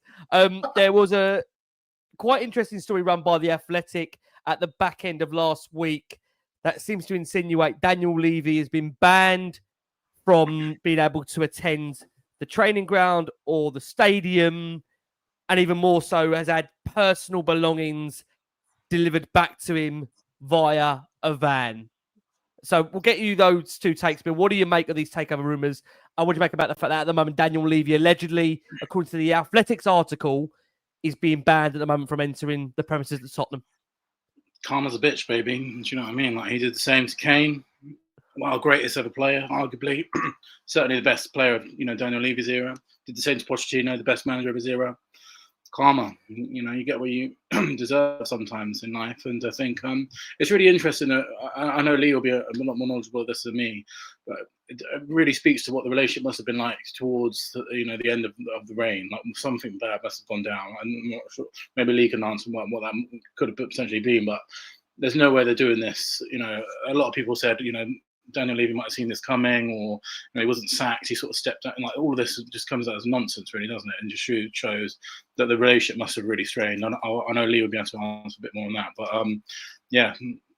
karma in life comes back to get you sometimes. I think if you're going to treat Harry Kane and Pochettino like that, you have to live by the sword, die by the sword, don't you? And in terms of the takeover, I think what is really interesting, while it might not materialise, I think the ambition that is allegedly being presented by this group of having £1 billion to spend on players and wages, etc. If the Lewis family are not going to sell, then the fans are going to want to see some serious ambition going forward in transfer windows. Otherwise, we're just we're back to where we were at square one of ENIC, just constantly being under ambitious and underfunding our transfer windows. So if they're rejecting this offer and the sort of grass is greener type scenario where allegedly £1 billion is on the table for the playing squad, then they're going to have to show ambition, or the fans are going to get annoyed by it. So that's the interesting thing to look out for me. But okay. Lee, mate, what do you understand about the relationship between Levy and ENIC? Because it can't be good right now, right? No, like I mentioned before, boardroom struggle. We're talking about these numbers to most, great respect to all of you. I don't know whether you've seen £1 billion in your life or whatever, but great respect to everybody. I'm not sure if I'm sitting here if I've seen £1 billion. But I don't want to be disrespectful, right? But most of us on this chat and on this podcast have never seen £1 billion, like let alone 4.5. We're not in. We don't work or operate in that world. Now, I do a lot of work with corporates. I'm sure Connor does. I'm sure we all do in our own worlds, whatever we do. And I work with multi-billion-pound organisations, but they're not mine. So, but when you're working in a multi-billion-pound organisation, which is what Tottenham Hotspur is, you have a power struggle at the top in the board. Yep. Something's got to break. Something's got to give, and that's what happened. And the reality is that Vinay and PT, you can see in your picture there that Rick's putting up, and also Vivian Lewis and Charlie and everyone else with the Lewis family. This isn't about Joe Lewis and Daniel standing side by side together. This is about the Lewis family saying, hey, all right, we've given the reins or left the reins, as it seems, to Daniel over a long period of time. For whatever reason, they've fallen out. I think that's quite clear. I mean, Daniel, let's be fair, Daniel still owns a huge amount of Tottenham Hotspur, right? I think it's 80. You'll be able to tell me. Connor's very kind of giving us the breakdown here. So Daniel has 29.88%. But he's got 29% of what is the Enink's part of, or Enink's part of Tottenham Hotspur, because there's some smaller shareholders and stuff like that as well. So he's still got a good stake in Tottenham, and they do very, very well out of it. He already has, but he do very well out of it. But let's be fair, let's be absolutely clear. He was the guy that was in charge of Tottenham Hotspur Football Club. Yeah, now make no bones about it. He was the guy that was in charge, and I think a lot of people see him and Joe, or him and Enoch as one. But actually, Daniel was running that business. He was running that multi-billion pound business. Now with Daniel moving on down, being shoved out, however we want to talk about it, but he was. That gives an opportunity now for the Lewis family to inject and to do something different. Now, look, only time will tell, as Ash just mentioned as well. The 100 million, the numbers that we got coming through. There has been an injection of cash. We knew that we were going after Savinho. We're going after Morgan Gibbs White. We just signed Kudos. Like that was again, you can't convince me. You can say I might be wrong, but you cannot convince me elsewhere. My belief is that was not Daniel Levy pulling the strings. It wasn't. It was a different beast pulling the strings, because we don't operate in that way. Typically. So, moving forward, we're going to be operating in a slightly different way. And that struggle, when you look at it, when you look at Venai, when you look at Peter, when you look at these people coming into the club, they are the Lewis family people. Yeah. And the way it works, regardless of voting rights or, directors, or how much a percentage that you own, 29% only still gets you one voting right, and if you've got 5 or 6 other people on the board that have all got voting rights and you get voted against, you've got a problem, haven't you? And this happens. And this is, I don't know the ins and outs. I'm just, again, Connor will be able to tell you better than I do. But my experience is, and also, from what I've been told or what I know, is that there was a struggle at Boardroom. I think that's very obvious now. Daniel's moved on. And now there's an opportunity for the Lewis family, or Enoch, as we know them, to right some of the wrongs that maybe they've done through the stewardship of Daniel Levy. Let's be fair. When was your last time you actually heard Joe or any of the family be one at the stadium watching the game or be involved in the club? It was always Daniel Levy. And that's why I'm optimistic. I'm always optimistic, you know me, but I'm optimistic because actually it's not just about, we've still got an ink. It's actually about the fact that Daniel was controlling the football club and now he's not. Lee, just very quickly on this point, because we've all said here, things can change always very quickly in the footballing landscape. Do you personally think, do you share Thomas Frank's belief that the Lewis family are 120% committed to Tottenham? Do you share that? Look, personally, Rick, I mean, I don't know them. So personally, no, you don't. No. So personally, I don't know. Okay. But what I do know is what I've been told. And what I've been told is, yes, 100%, 120%. That's like an apprentice thing. I'm going to give you 120%. Like the reality is that's what I'm hearing. So I don't think I don't believe it's a negative or a step backwards of where we are today. I know, and look, we all know, but I know that Donna and Daniel and the old board regime have all moved on, and they've been moved on purpose so that this new regime can come in and take Tottenham to a different level. And look, the proof's in the pudding, Rick, as all of us say it. Everyone, viewers, listeners, you'll all say it. You know, the end of the day, we started off by not having a moan, but that was my fault as well. Started off by going, bit mare, innit? You know, it's a bit rubbish, you know, 1-1 against Wolves. Proof's in the pudding at the end of the day. And, you know, you're going to have to give Thomas Frank 3 transfer windows, maybe 3-4 transfer windows. I've been told that we're going to own the transfer window. So if we if we go out there and do the business, look at your face, Rick. You're loving that, mate. At the end of the day, if we go out and own the transfer window, there's the change, isn't it? It's what Billy and all change for Tottenham have been asking for. That's what we want. It's to see ambition. Now, to Connor's point, are we going to see ambition under this kind of new regime? We don't know yet. But that's what I'm being told. If we go and sell to the Saudis, or we go and sell to the Qataris, or we go and sell to a consortium, you know, and they do a top bowley on us, is that more ambition? I mean, Chelsea's sitting 2-3 places behind us in the league right now, right? And they had the 4 billion takeover and got 1.2 billion worth of. And as McGovern always points out, they also sold 250 million pounds worth of players as well in the summer, and they're still 3 places behind us. I mean, they just won the Club World Cup, so let's not go too bad. But, you know, but see what I mean? Who knows? Who knows in football? All I'm on here, I'm your mate, and I love being on the show. And of course, I'm not an in the know. I know people will start saying that I am, and fair play, start giving me a gold tag. But look, I'm not in the know. All I'm here to say is, look, that's what I've heard, and that's what I'm doing.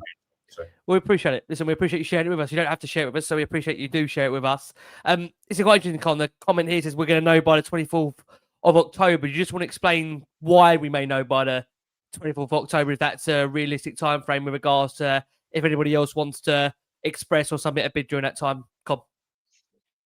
Yeah, I mean, we'll know in terms of this Brooklyn Eric deal whether they're going to make a formal offer or not, because they have, you basically get 28. You get 28 days. The takeover panel set.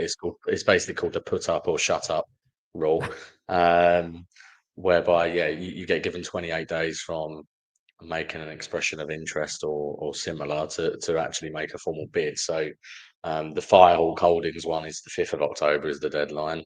For this one, it's the 24th, but obviously that's not to stop other consortiums or other interested parties in terms of potentially coming in. I mean, you know, I've been my theory on it was that I think you know, the Lewis family probably see that there is still some juice left that can be squeezed out, and I think they probably see that there's still a lot of upside, you know, and so I think it's more in their interest if they try to say get Daniel to sell his bit so that they get a minority investor in who can actually front some cash for them, because, you know, whenever they were looking to inject money into the club, obviously, you know, Daniel wasn't cash rich or liquid asset rich in order to do that, right? So I think in the past we can probably surmise that Joe Lewis would have been the one that was basically fronting the cash for Levy, but Levy was still benefiting from his respective shareholding growing. So, you know, I think for them it's probably, you know, part of this struggle that Lee talks about. I mean, my sense of it was that it would have been more amicable, just because I think it's in everyone's interest, but sometimes egos get in the way of that. So, you know, Lee has more info on that than where I land. But nevertheless, I think the family probably weren't happy to front that cash in the same way that Joe was for Levy. And look, you know, they've got a way for 24, 25 years of not injecting a lot of money, right? They've put in, you know, well, they put in 122 million up to the last set of accounts. Since then, they did another 35, you know, which is the lowest of any ownership as an average, other than the Glazers. So, you know, they've got away with that for a long time in terms of being a self-sustaining football club. But there's huge amounts of money that needs to be invested to finish off the hotel and finish off the property portfolio. And also, you know, the only way really now that we can grow revenues significantly is by being successful on a consistent basis. And you are competing with ownerships that are happy to put in money to make sure that they are successful. So, you know, I think certainly we need to see cash injected over the next couple of years. And as Lee says, the proof will be in the pudding, right? And we will see whether that happens. So far, I do agree with Lee. We did act different in this window in terms of the profile of player that we signed, but actually in terms of spend, we didn't act that differently to the way that we have for the last couple of windows. To be honest, I think that's, but certainly on wages and the profile of player, that was a change. So we'll see how that flows through in the next couple of windows. I mean, at the moment, we haven't seen that capital injection from them formally come in. So we need to wait and see when that does. They'll have to disclose that on Company's House. We have seen them take out a loan facility to borrow against our own future Premier League revenues, which slightly contradicts that. So we'll end up seeing. But yeah, I mean, what this does do, I think, I can't remember who made the point. I think it was both Billy and Ash.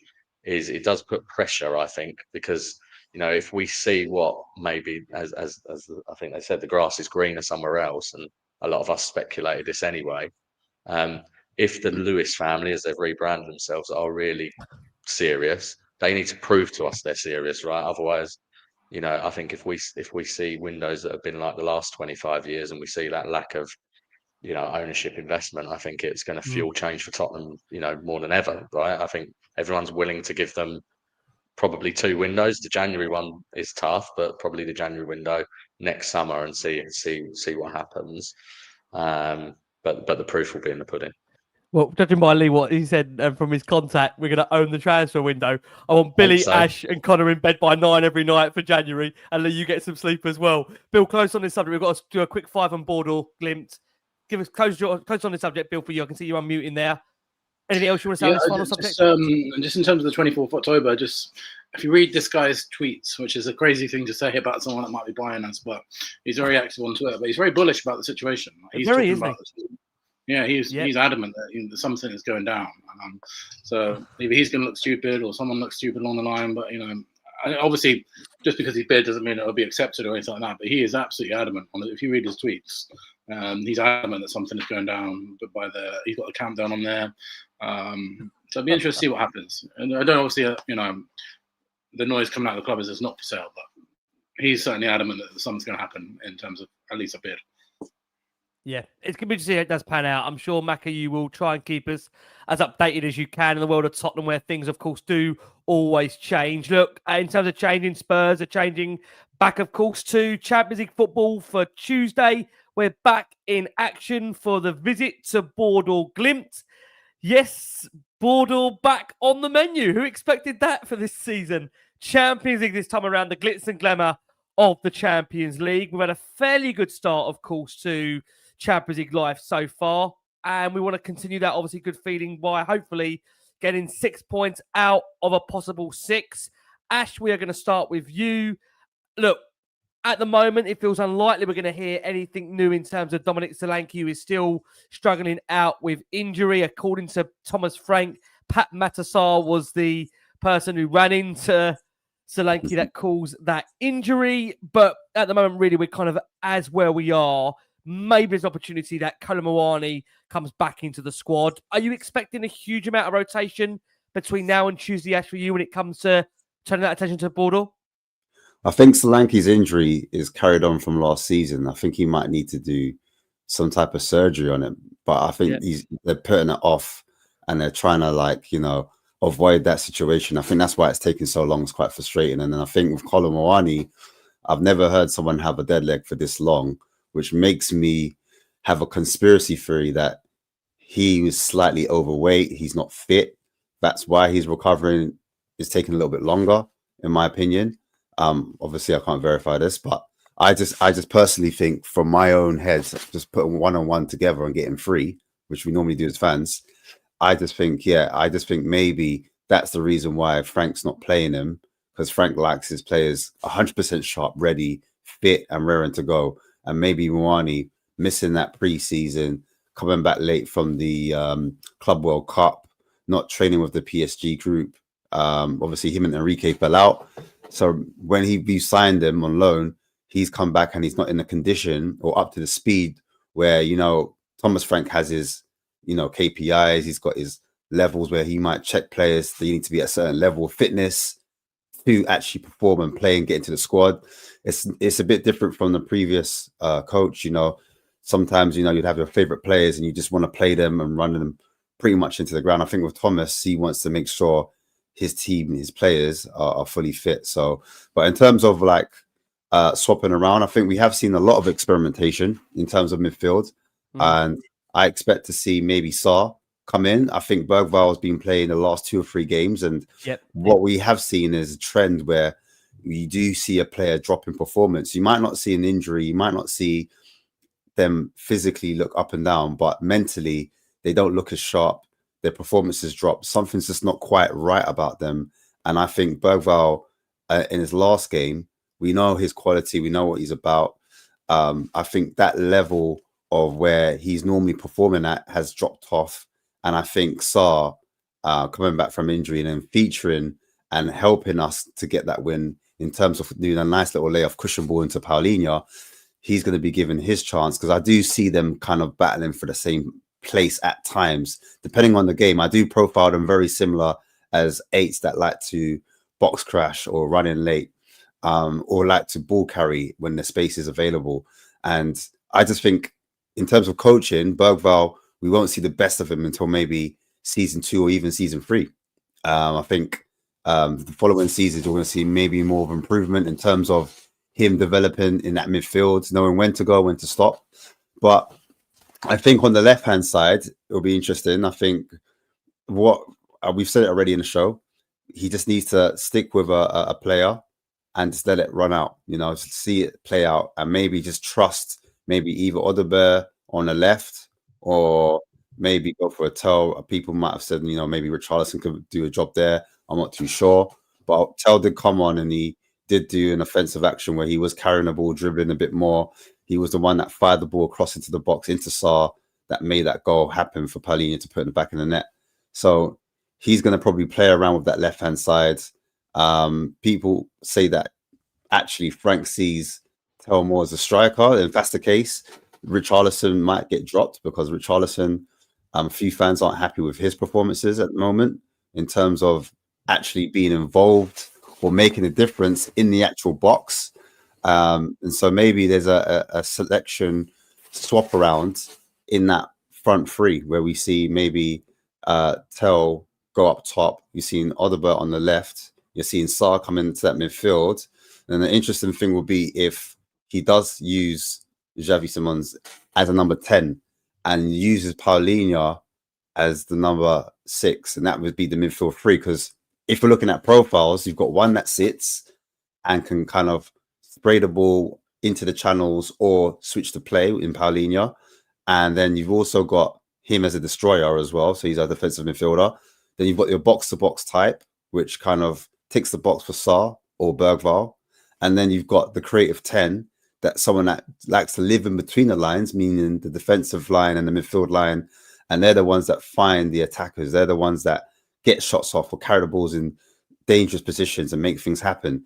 So it's just all about finding that midfield balance. And maybe we can experiment in that Champions League game. I know we shouldn't experiment, but we've got to go to the Arctic Circle. We know last time they were us, they were calling out our tactics, etc. So it'll be very interesting to see what approach they bring to this game going forward. But that's my thoughts. Also, the fullback situation, just to finish up, it'll be interesting to see if Porro is used for this Champions League game or we use him for Leeds in the Premier League. I was expecting to see Jed Spence overlapping a lot more and getting the crosses in. That didn't quite happen. He was quite reserved.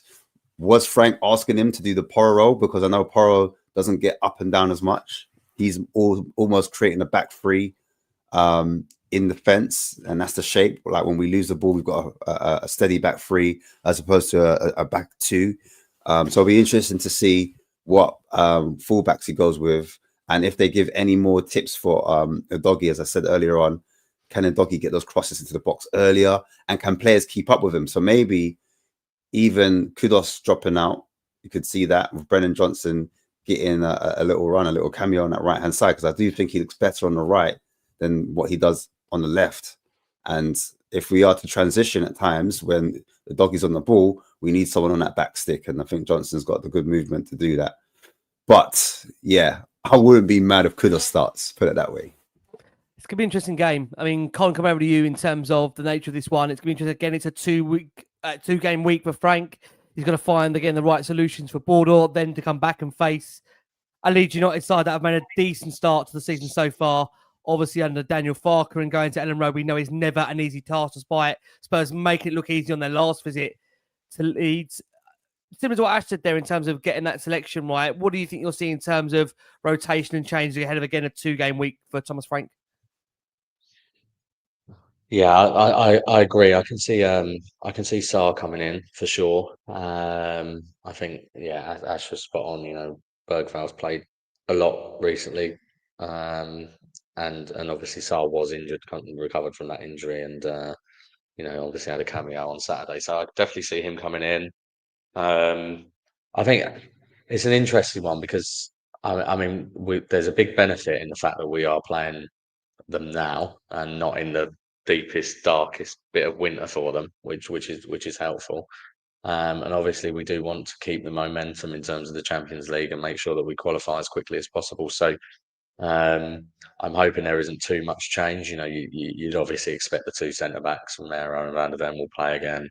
Full backs, there will be some rotation. I actually was quite surprised he didn't play Porro on Saturday, and he picked to play Porro against Doncaster because actually I thought, you know, if you're coming against one of the lower teams, Porro has that ability to pick out a pass or, you know, create something in a way that I don't think Spence can. And to Ash's point, I was actually really disappointed with Spence's performance, and I'm a huge fan of his, but I thought he was pretty terrible on Saturday. So and offered absolutely nothing going forward.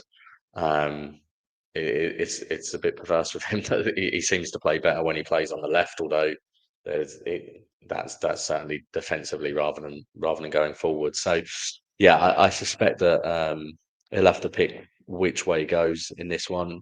Given he didn't start Porro, I suspect Porro will probably start against Bodø. And then yeah, I mean, Kudus to me did look a little bit fatigued in the game on Saturday, but he didn't play against Doncaster at all, so he did already have that rest, right? So, and at the moment, it does worry me because he does seem our only sort of outlet at the moment, right? And the only person, particularly because, as we were talking about earlier, Richarlison is so poor at holding the ball up. You're missing Kulusevski who can do that. So, you know, he's our only sort of man to hit to release the pressure at the moment. So I almost feel like he has to play probably. But yeah, we'll see. I think it's going to be one of those. It's going to be a tough game. I don't, you know, just because of the nature of Champions League away games, and it probably will be a little bit turgid again. So I think all of our fans will probably have, you know, a bit of a meltdown about the lack of creation from open play. But and then we've got Leeds before the international break, right? Which is, you know, our record before international breaks. I don't want to be pessimistic about that one, but early kickoff as well, right? So yeah, we'll see. Yeah, records are there to be broken. Bill will come to you and close with Lee. Look, this game itself, we know, I think Ange went fairly defensive to get a result there in our obviously European campaign of last season. How do you want to see Spurs' approach on this occasion? Because we seem to be a lot more comfortable, it feels, playing away from home than at home at the moment. Is that fair to say that, Bill, based on what you've seen from Tottenham so far this season? Yeah, I think so. I think if you want to kind of see the same performance that we saw at Brighton, Man City, PSG, that kind of performance, you know, were 3 really good performances, I think, there. I want to take it to them and just be aggressive all over the pitch, which I think that was our best. You know, the best thing about our performances against Man City and Brighton is we were aggressive all over the pitch. We looked pretty solid at the back still, but we were ruthless going forward as well. Obviously, in the Champions League, it's never easy, no matter who you play against. But this is a game we should be looking to win, I think, especially as we won there last year. So yeah, just hope we're aggressive. I think we need a couple of fresh faces coming in, like the guys have said already. I'm interested to see if maybe someone in the chat just put as well. Archie Gray might get a look in maybe, because I thought he was outstanding against Doncaster. I know that's a really poor barometer of opposition, but I think that was one of his best games for us. So that'd be interesting to see if he does come in, because I thought he looked really good midweek, and a different kind of performance from him. He was almost playing a bit like a Bergwall kind of performance. So yeah, we have to go and win there, I think. Okay.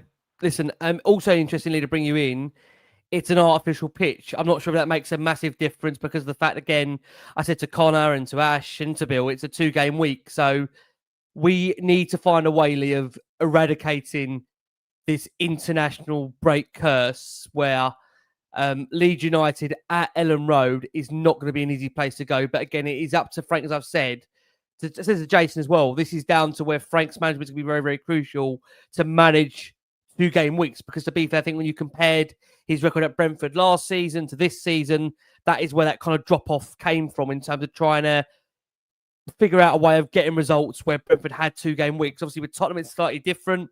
I was going to say he's got a better squad, but again, I know we've got these issues around attack at the moment, and he hasn't really got a genuine forward line of any real great depth right now. That is definitely hampering him. But how do you see it working out this week? And does the fact they do play on artificial pitch maybe weigh on his mind in terms of when it comes to Lee squad selection, team selection for, again, going from Tuesday to the Saturday? Well, I think experience is key in everything we do as humans, in life, in work, in football, sport, whatever. And we've got the experience of going there away last season and winning, which is Jace will love this one, a very, very difficult place to go. It is a difficult place to go. I just want to touch on. I absolutely love this panel, by the way, lads. I've thoroughly enjoyed it. I don't know where 2 hours has gone. It's been absolutely brilliant.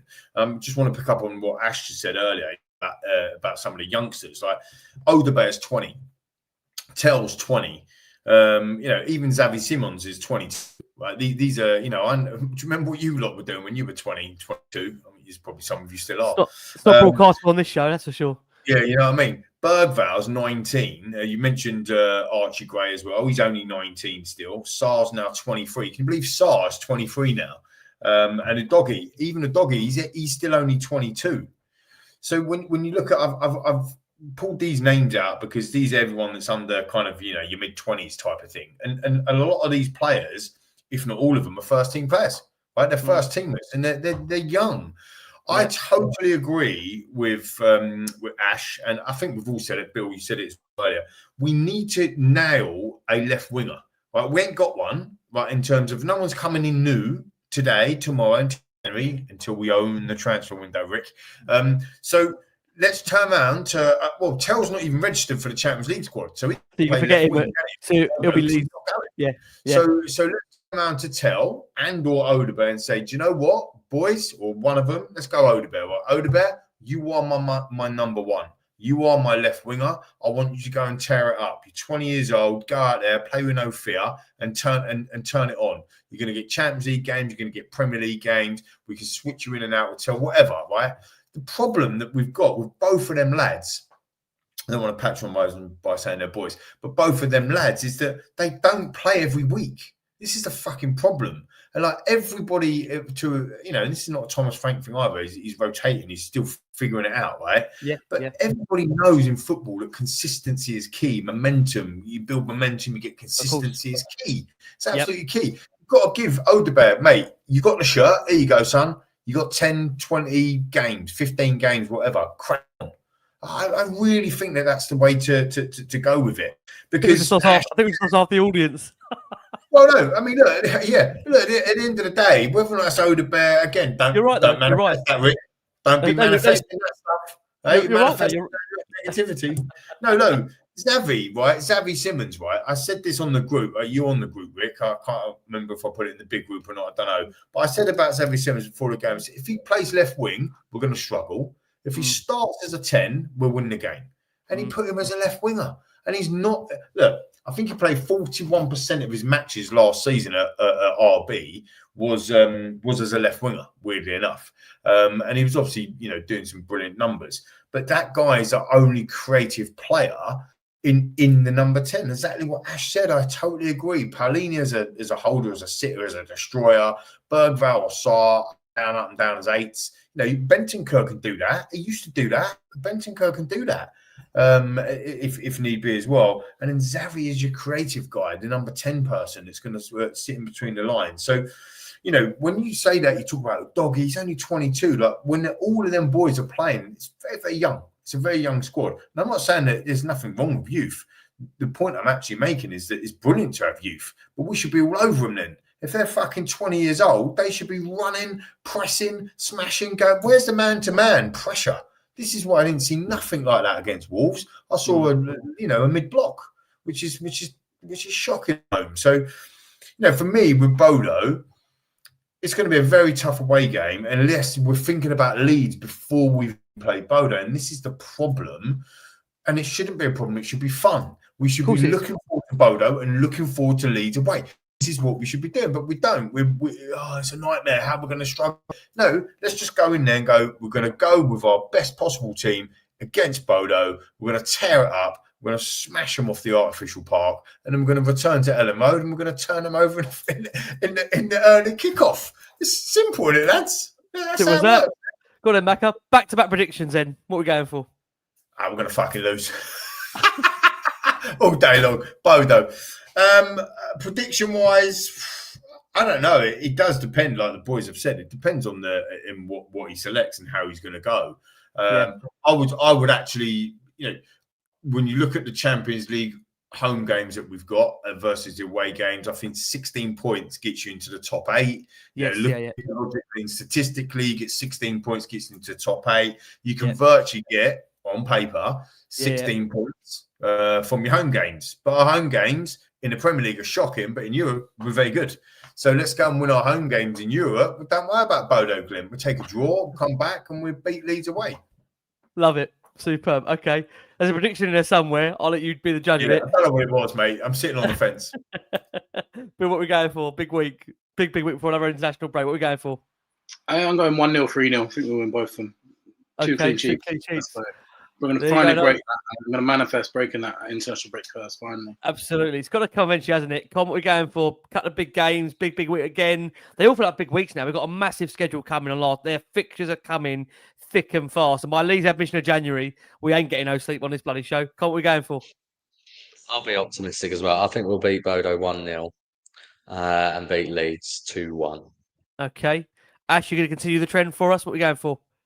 Yeah, man, you've got to be positive. I think, we're better than both teams. And I say we, 2 goals to the good against Bodø and then 2-1, with Leeds. And I think against Bodø, we might see Paulinho play centre-back again, which I wasn't mad at. Do you know what I mean? That means Archie Gray comes in. So if he keeps scoring those overhead kicks, Ash, he can do what he wants to centre-back, can't he? Overhead kicks, he's loving it. Get that shirt off. Quick, what's your prediction, mate? Don't go away empty-handed. I'm going for win as well. I'm going with the lads as well, but I ain't sitting on the fence. We can do a double. We can do a W twice, can't we? I think we can do a W twice. I'll go for a 3-0 up at Bodø. I think I've got really good vibes. I think going up there. I would say Leeds is going to be tough on the lunchtime kickoff, early kickoff. We ate the early kickoffs, but I'd say 2-1 Spurs. So it'd be lovely coming back on here. We'd be second, Rick. We'd be second for the international break. Why not? Why not? Is that possible? Who have Arsenal got? Is Arsenal going to lose their game or whatever? Not that we're obsessive or anything. Anyone know who they've got next week? I'll be honest with you, I was so deflated by the earlier part of what happened, the latter part of the weekend. My motivation was down. But now doing this show, I feel a lot more better going into this next week. I feel a lot more confident. But you got to look at Olympiacos at home. Olympiacos at home, mate. And they got West Ham in the league. Yeah, and Olympiacos.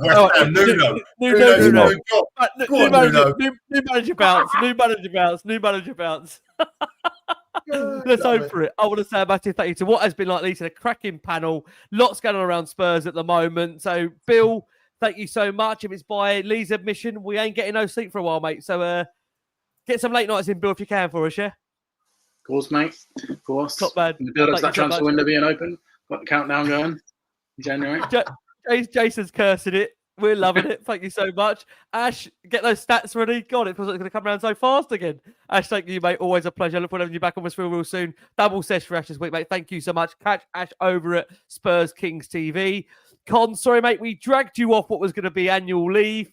I think it's fair to say if we do get some more takeover talk, Lee and Con will probably be back here paired together at some point to bring us all the latest. So, Con, thank you so much.